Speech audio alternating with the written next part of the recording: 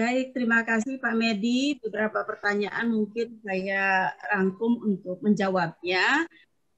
Terkait dengan belum sejalannya ya antara perkembangan pendidikan dan pelayanan ini Yetni, bagaimana IPGRI ini mengkawal. Tentu kita akan melakukan lebih banyak lagi pelatihan untuk di pelayanan kesehatan, terutama di rumah sakit, apalagi sekarang rumah sakit itu sudah membuka layanan untuk poliklinik dan juga di ruang rawat.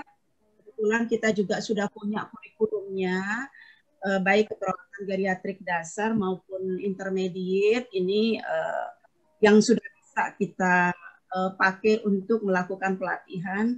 Tentu perawat-perawat yang ada itu harus lebih banyak lagi dilatihnya sehingga kompetensinya meningkat dan pelayanan yang diberikan kepada lansia juga akan meningkat, termasuk juga perawat-perawat yang ada di panti. Itu harus punya sertifikat pelatihan perawatnya sehingga mampu memberikan perawatan dengan baik kepada lansia. Dengan adanya pendidikan nanti yang dibuka spesialis ini juga mungkin akan ada gap gitu, sehingga bagaimana kita bisa menyamakan nanti antara pendidikan dan pelayanan itu yang bisa kita tempuh, apalagi kurikulum kita sudah nanti akan kita kembangkan sampai ke level advance sehingga itu bisa menjawab tantangan yang ada. Selain itu juga riset-riset yang terkait dengan keperawatan gerontik ini juga kita bisa kembangkan. Teman-teman yang memang mendalami perawatan gerontik ini bisa melakukan riset sehingga kita ada evidence base untuk memberikan pelayanan kepada lansia. Kemudian nyambung tadi terkait dengan level pelatihan yang punya dari Bu Sri Juwita, kita punya basic, intermediate, dan advance. Tentu ini harus bertahap, mereka tidak bisa mengikuti pelatihan intermediate kalau dia tidak punya sertifikat basic, demikian juga yang advance. Jadi harus bertahap, tidak bisa lompat langsung. Kemudian gelarnya ini juga masih dalam pembahasan, Bu Ita. Nanti tentu kita akan konsultasikan ke PPNI bagaimana kemungkinan yang bisa diberikan. Kemudian menjawab pertanyaan Eti Iniarti,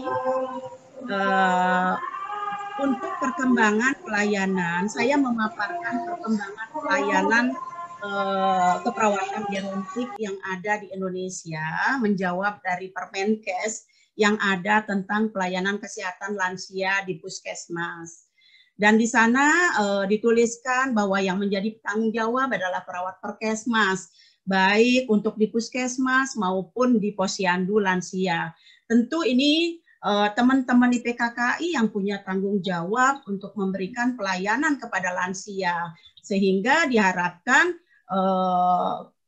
modul-modul pelatihannya juga ada yang terkait dengan lansia, sehingga teman-teman perawat perkesmas bisa memberikan pelayanan kepada lansia. Nah, nanti kalau sudah ada spesialis keperawatan gerontik, tentu ini harus link berkoordinasi dengan spesialis keperawatan komunitas. Ya, jika ada hal-hal tertentu yang tidak bisa diberikan oleh teman-teman dari perawat perkesmas, nanti bisa berkoordinasi dengan spesialis keperawatan gerontik untuk memberikan pelayanan yang lebih berkualitas. Jadi IPKKI dan IPGRI kita berharap saling bergandengan. IPGRI keluar, lahir dari perutnya IPKKI, saya pun lama menjadi pengurus IPKKI pusat, jadi tahu persis bagaimana IPKKI berkembang, kemudian akhirnya menelurkan IPGRI, ini juga kontribusi dari IPKKI. Alangkah baiknya dan alangkah eloknya kalau kita bersama-sama mengembangkan pelayanan dimanapun kita berada. Kita mengembangkan pelayanan yang ada untuk lansia, tujuannya untuk meningkatkan kesehatan lansia. Itu tujuan utama, sehingga kualitas hidupnya meningkat, tercapai lansia yang smart, dan sebagainya. Ya, bukan ini ranah ini, tetapi bagaimana kita bisa saling bersinergi, itu yang kita harapkan. Jadi saya sangat menghargai teman-teman IPKKI karena memang sudah senior, tentu IPKKI harus membimbing IPGERI untuk berjalan bisa lebih baik. Jadi kita mengajak teman-teman IPKKI untuk saling mengasihi, saling memberikan masukan, saling bergandengan tangan untuk meningkatkan pelayanan keperawatan kepada lansia. Itu tujuan kami. Barangkali itu yang bisa saya sampaikan, Pak Medi. Terima kasih.